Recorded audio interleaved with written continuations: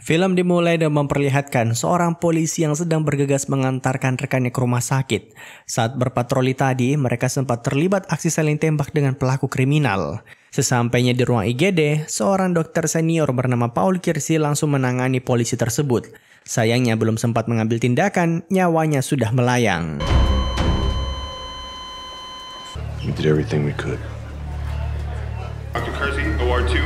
Dr. Kersey, OR2. Dari sini, film akan berfokus pada kehidupan Dr. Kersey. Sebagai dokter senior, tentu saja beliau memiliki harta yang cukup bergelimang, mulai dari rumah mewah sampai dengan mobil sport. Namun itu semua hanyalah pelengkap, karena yang paling berharga baginya adalah keluarga. I got in. I will fly home on weekend. Girl is going to college. I'm happy. Anyway, siang itu saat putrinya sedang mengikuti turnamen olahraga, salah satu orang tua siswa terlihat sangat berapi-api dan tak berhenti meneriaki wasit menggunakan kata-kata kasar. Tentu saja hal ini membuat para penonton risih. Kersey pun mencoba menasihatinya dengan baik-baik, namun tindakannya malah memicu masalah yang lebih besar. Think that's funny? Say it again. Come on. Stop. Come on. Stop it. Hey, stop. Come on. Get your wife to defend you.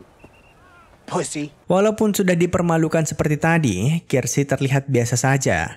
Namun saudaranya yang bernama Frank tak terima dengan kejadian tadi dan mempertanyakan kenapa nggak berkelahi saja seperti dulu kala. Ternyata sebelum jadi dokter, Kersey dulu sering berlatih tinju dengan kakeknya. Are you gonna call me doctor? Singkat cerita, saat keluar dari restoran, terjadi dua peristiwa penting. Pertama, Kersey sempat menyapa seorang petugas valet bernama Miguel karena penasaran dengan tulisan tato di lengannya. Kedua, dia juga mewanti-wanti Frank agar datang ke acara pesta ulang tahunnya besok malam. Nah, disinilah masalah dimulai. Begitu mendengar rumah Kersey akan kosong besok malam, Miguel pun mulai mengatur sebuah siasat. La Fonda. And I wouldn't forget a restaurant like that.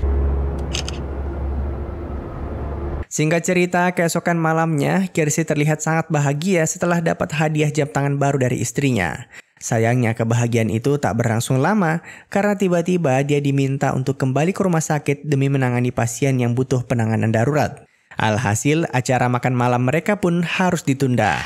We will celebrate tomorrow night. Well, bye, honey. It's all right. Walau demikian, istri Kersey yang bernama Lucy dan putrinya Jordan tak putus asa. Malam itu, keduanya sempat keluar rumah untuk berbelanja beberapa bahan kue. Mereka berencana untuk memberikan kejutan spesial saat Kersey pulang nanti. Sayangnya tanpa mereka sadari, para perampok ternyata sudah menyelinap ke rumahnya lebih dulu. Dan akhirnya...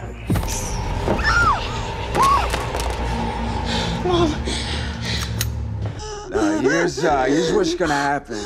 3 orang tak dikenal ini datang semata-mata untuk melakukan perampokan. Sang pimpinan grup bahkan berjanji akan melepaskan mereka asalkan Lucy menyerahkan semua harta dalam berangkasnya. Sayangnya salah satu dari penjahat yang bernama Charles tak bisa menahan diri saat melihat kecantikan Jordan. Alhasil ketika rekan-rekannya sedang sibuk dengan tugasnya masing-masing, diam-diam ia melakukan aksi bejatnya. No, stop.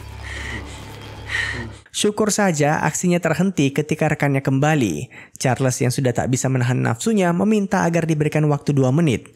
Tapi rekannya menolak permintaan tersebut. Dan alhasil...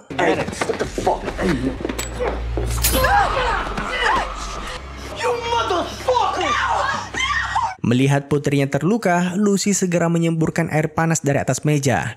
Namun tindakannya malah memperkeruh suasana.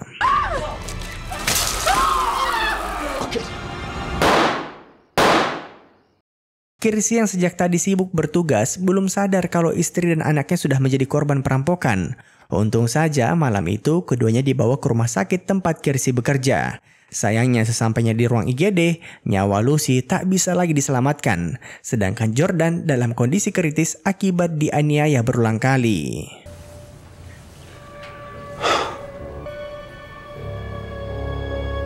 Di tengah duka, 2 orang detektif bernama Rain dan Jackson datang untuk meminta kesaksian Kersey.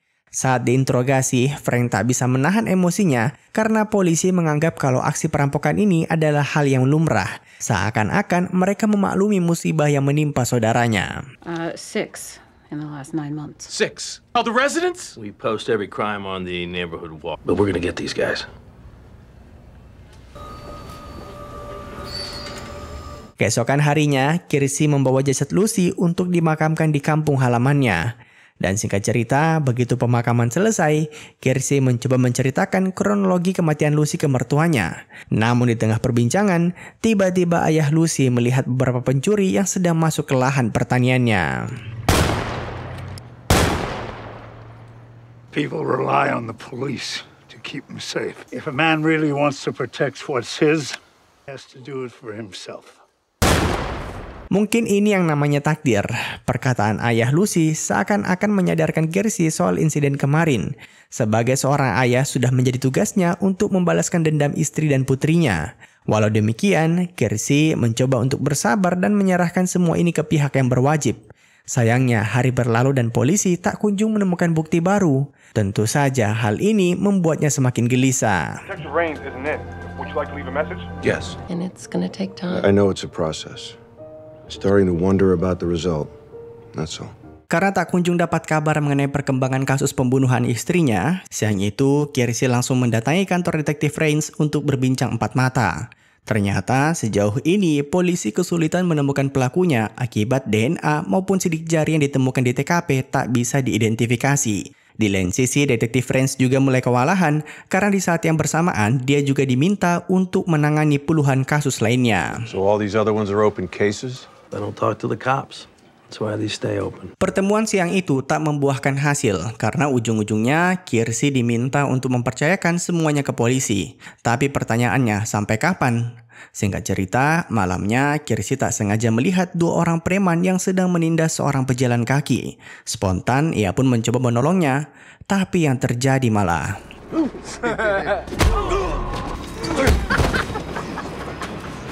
insiden semalam semakin meyakinkan Kirsty kalau polisi tak sanggup melindungi warganya. Oleh karena itu, keesokan harinya, ia pun mampir ke semacam toko senjata. Namun setelah berbincang panjang lebar dengan si penjaga toko, Kirsty jadi menyadari kalau setiap senjata itu memiliki nomor seri yang bisa dilacak oleh pemerintah. Makanya sangat beresiko jika digunakan untuk balas dendam. We'll get you set up with your FOID application right here. If someone ever steals that gun, those bullets can be traced right back to you. Malam itu, salah satu pasien baru yang kemungkinan seorang anggota gangster tak sengaja menjatuhkan sebuah pistol. Bukannya dikembalikan, Kirsty malah menyembunyikan senjata tersebut. Baginya, pistol itu seakan-akan pemberian dari Tuhan untuk dia gunakan sebagai media balas dendam. Yang menjadi masalah, sejauh ini Kirsty belum pernah menggunakan senjata sama sekali. Syukur saja internet menyediakan semua informasi yang dibutuhkan. Perlahan tapi pasti, ia pun mulai belajar cara menembak dan sebagainya. Backwards pressure on the slide.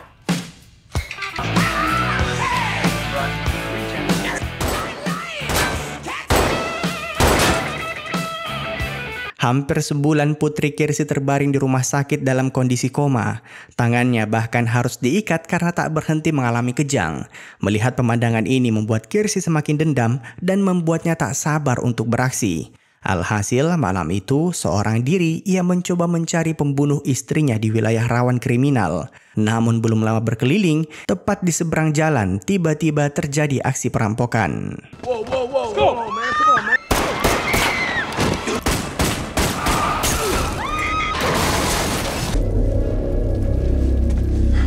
Tangan Kirsty terluka akibat terkena hentakan senjatanya sendiri. Salah satu perampok yang berhasil selamat dari serangan tadi segera turun dari mobil dan berencana untuk membunuhnya. Tapi siapa yang menyangka kalau Kirsty mampu menghadapi situasi ini dengan sangat apik.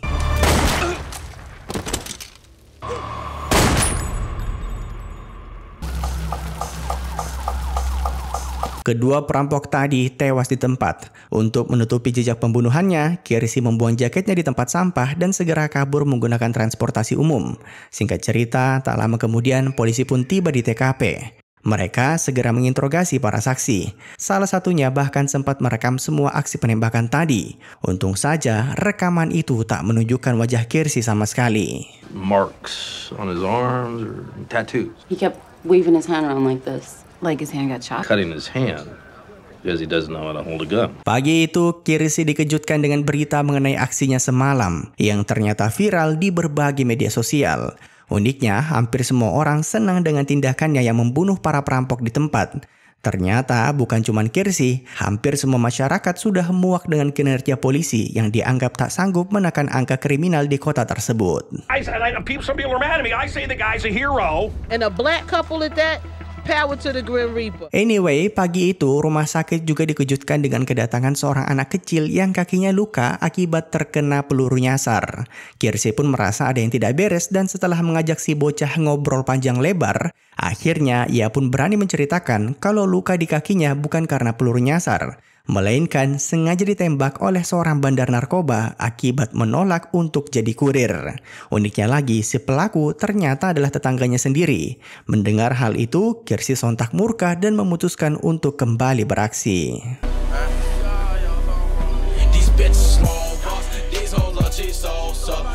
Pertanyaannya, bagaimana Kirsty akan menghabisi si pelaku? Bukankah matahari masih terik? Di lain sisi, si bandar narkoba juga sudah bersiap jika ada yang berani macam-macam dengannya. Tapi tiba-tiba...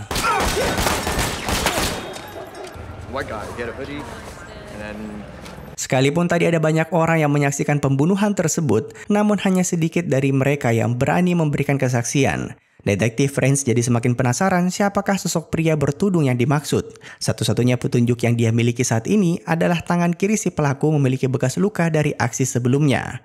Di lain sisi, berita mengenai aksi Kirsty kembali menjadi trending topik. Grim Reaper has taken out. Dealer. I mean, he's making it hard for the people that live. If you have any information, masalahnya, polisi khawatir akan ada banyak orang yang mulai mengikuti aksi si pria bertudung jika tak segera ditangkap. Makanya atasan Rains mewanti-wanti agar mereka harus segera menemukan pelakunya. Di lain sisi, Kirsty terus melatih kemampuannya dalam menggunakan senjata. Karena mulai sekarang, dia berencana untuk membantu orang-orang yang membutuhkan sembari mencari pembunuh istrinya. Namun siapa yang menyangka kalau petunjuk mengenai pembunuhan itu akan datang sendiri melalui ruang IGD. Malam itu, Miguel ditemukan dalam kondisi sekarat. Anehnya lagi, di lengannya terdapat jam tangan tua milik Kirsty. Dan dari sini, ia pun menyadari bagaimana para perampok menargetkan rumahnya sejak awal. I know this kid. At 9:35 p.m.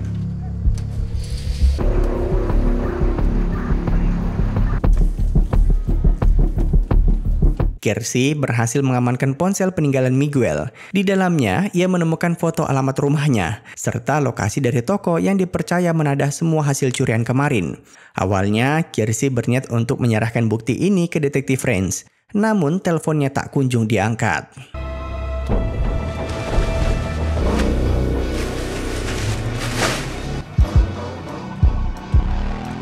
Malam itu, seorang diri, Kirsty mencoba menyelidiki kasus pembunuhan istrinya. Dia berpura-pura sebagai teman Miguel dan berencana untuk membeli beberapa perhiasan yang ditawarkan oleh si penadah barang curian. Sayangnya si pemilik toko menyadari niat Kirsty yang sesungguhnya setelah melihat name tag rumah sakit pada hoodie yang dia kenakan. Diam-diam, ia pun menyuruh rekannya untuk segera datang ke lokasi. Untung saja, Kirsty juga langsung menyadari kalau penyamarannya telah terbongkar. Drop it.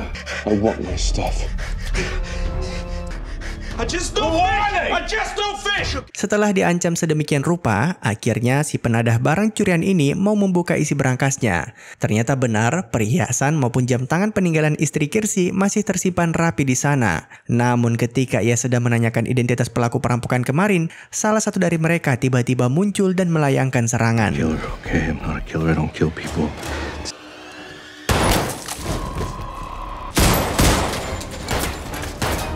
Di tengah aksi saling tembak, pistol Kirsty malah macet. Untung saja nasib baik masih berpihak padanya karena si perampok yang bernama Fish sempat tergelincir saat akan melayangkan serangan.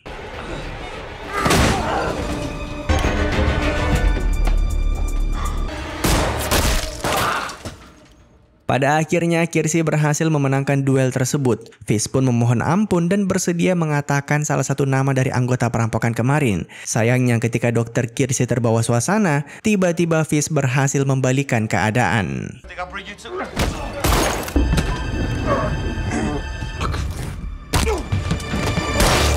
Sepertinya keberuntungan masih berpihak pada Kirsty, karena tadi kepala Fish tiba-tiba terbentur bola bowling sebelum akhirnya mati dengan mengenaskan. Saat akan meninggalkan lokasi, Kirsty juga tak lupa untuk membawa kabur rekaman CCTV pada toko tersebut.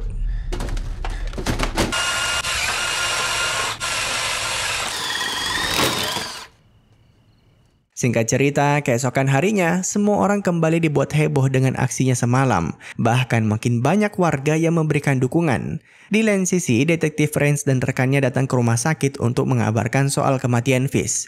Lucunya, mereka berdua belum sadar sama sekali kalau Kiersey lah yang membunuhnya kemarin. Have you ever seen this man? No? Is he a suspect? How did you find him? Syukur saja berkat pertemuan tadi, Kiersey jadi sadar kalau GPS dari ponsel para korbannya ternyata masih aktif. Sehingga ia bergegas untuk menghancurkan semua ponsel tersebut. Dari sana, Kiersey kemudian mendatangi bengkel tempat rekan Fish bekerja. Perkenalkan, montir ini bernama Joey. Dan dialah yang mencoba memperkosa Jordan kemarin. You're Joey, right? Begitu bangun dari pingsannya, Joey sudah dalam kondisi tak berdaya. Tak sampai sana, Kiersey bahkan menyuntikkan semacam cairan adrenalin agar Joey mampu menerima siksaan yang akan datang. Sebagai seorang dokter, Kiersey paham betul saraf mana pada tubuh manusia yang memberikan rasa sakit paling dalam ketika terluka. You're that doctor? I am that doctor. No. What I want to know. Pada akhirnya Joey pun mau mengatakan siapakah dalang dari perampokan kemarin. Ternyata dia adalah seorang anggota mafia bernama Knox. Sayangnya identitas lengkapnya masih menjadi misteri. Karena tak lagi bisa menjawab pertanyaan yang diberikan, akhirnya Kiersey mengakhiri pertemuan tersebut. You gotta believe me, please.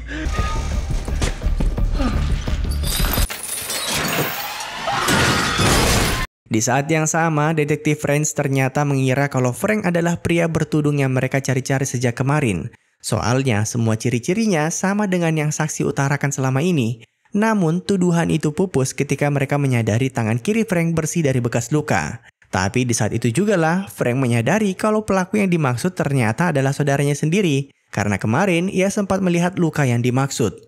Untuk membuktikan firasatnya, Frank bahkan menyelinap masuk ke basement milik Kiersey. Dan disinilah semua rahasia itu terbongkar. So, do you mind if we see your hands? What's up with your hand? It's nothing. It's a scratch. Leave it alone. Malam itu, saat sedang mendampingi putrinya di rumah sakit, Kiersey tiba-tiba menerima pesan ancaman dari orang tak dikenal. Awalnya, ia sempat bertanya-tanya siapakah pengirim pesan tersebut. Namun tak lama kemudian, telepon berdering. Dan ternyata orang itu adalah Knox.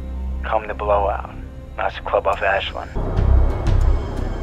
Sesampainya di klub malam tempat mereka janjian, Kiersey kembali menerima pesan yang mengatakan kalau Knox sudah menunggunya di kamar mandi. Sebenarnya, ia sudah merasa ada yang tidak beres.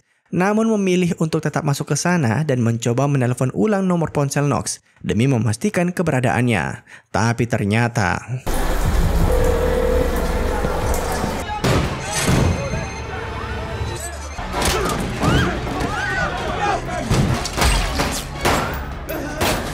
Kiersey sebenarnya berhasil melukai pundak Knox. Namun karena posisinya kurang menguntungkan, dibanding melanjutkan pertarungan, ia memilih untuk kabur dari lokasi dengan cara merusak jaringan listrik pada tempat tersebut.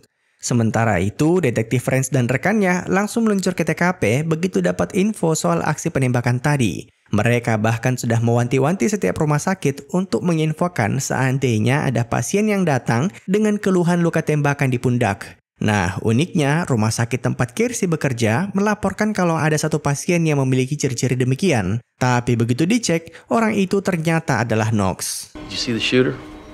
Yeah, I did.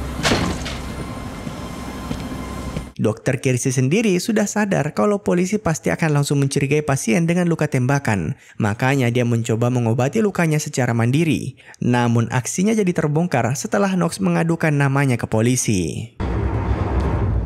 What are you gonna do, shoot me too? Sejak tadi, Frank sudah menantikan kepulangan saudaranya. Tadinya dia berencana untuk menasihatinya panjang lebar. Namun disinilah ia menyadari kalau Kiersey selama ini ternyata mencoba menyembunyikan kesedihannya. Di tengah perbincangan, polisi datang untuk menginterogasi Kiersey. Untung saja karena kurangnya bukti, mereka tak berani melakukan penangkapan. Well, he could be in real trouble. Like I said, when I see him, I'll tell him. Not arresting the surgeon without ironclad proof. Malam itu, ponsel Kiersey kembali berdering, namun kali ini bukan panggilan dari Knox, melainkan dari rumah sakit. Ternyata Jordan berhasil bangkit dari kondisi koma. Padahal Kirsty sudah sempat putus asa dan mengira kalau putrinya akan cacat seumur hidup. Namun ketika Jordan sadar, dia juga akhirnya harus menerima kenyataan kalau ibunya telah meninggal dunia. Dad, they won't tell me where Mom is. Dad, where's Mom? It's a miracle, though, you know, that we got her back. It's a miracle. All that matters now is that you look after her. It's over. Singkat cerita, seminggu kemudian Jordan akhirnya diizinkan pulang dari rumah sakit. Namun ketika akan keluar dari sana, detektif French kembali muncul untuk melakukan interogasi. Sayangnya Jordan mengatakan kalau dia tak ingat sama sekali dengan apa yang menimpanya malam itu. Parahnya lagi, ketika akan turun ke lobi, ayah dan anak ini bahkan tak menyadari kalau mereka satu lift dengan Knox. Entah bagaimana bisa, tapi kemungkinan Kirsty tak sempat melihat wajah Knox saat baku tembak minggu lalu. What happened to you? Are you better? Yeah. Take care. I'll see you around, Dr. Curry. Somebody else's patient. Beberapa malam kemudian, kondisi Jordan semakin membaik dan Frank sempat mampir untuk makan malam bersama. Namun tak lama setelah kepergiannya, tiba-tiba Kirsty menyadari kalau beberapa orang tak dikenal memasuki pekarangannya. Dengan sangat tenang, ia pun meminta putrinya untuk bersembunyi di ruangan khusus.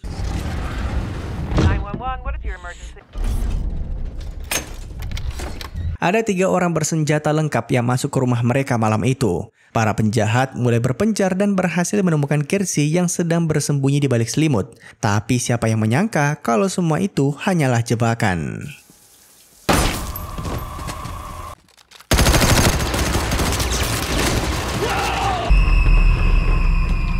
Dalam waktu singkat, Kirsty berhasil mengalahkan 2 orang anggota Knox. Seakan-akan dia sudah mempersiapkan kedatangan mereka sejak awal.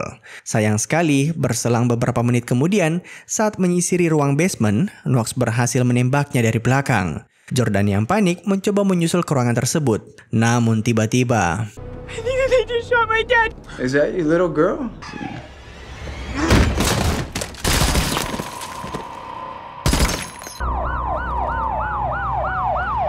Di sini kita kembali dibuat bertanya-tanya apakah Kirsty sudah merencanakan semua ini sejak awal ataukah hanya kebetulan. Dan ternyata jawabannya adalah iya. Ternyata sewaktu di lift kemarin dia hanya berpura-pura tak mengenal Knox agar masuk ke dalam perangkapnya. Namun sebelum dia datang, diam-diam Kirsty membeli beberapa senjata. Hal ini juga bertujuan untuk menipu polisi. Bahasanya kan Kirsty baru beli senjata kemarin, jadi gak mungkin dong dia melakukan aksi penembakan sebelum tanggal pembelian tersebut. Tak sampai sana, Kirsty bahkan sengaja menerima tembakan tadi untuk menutupi luka pertarungan minggu lalu. Tonight, that's your story? That's what happened. You can call Jolly Roger Sporting Goods, just in case something like this ever happened again. Defended your family like any man would. Thanks for everything. Sebenarnya detektif French sadar kalau Kirsty mengarang-arang semua kebohongan ini. Namun baginya hal itu tak masalah. Toh sejak awal dia hanya seorang dokter yang berusaha mencari keadilan. Dan dengan begitu, film pun tamat. Terima kasih telah menonton. Sampai jumpa di film selanjutnya. Jangan lupa komen, like, dan subscribe.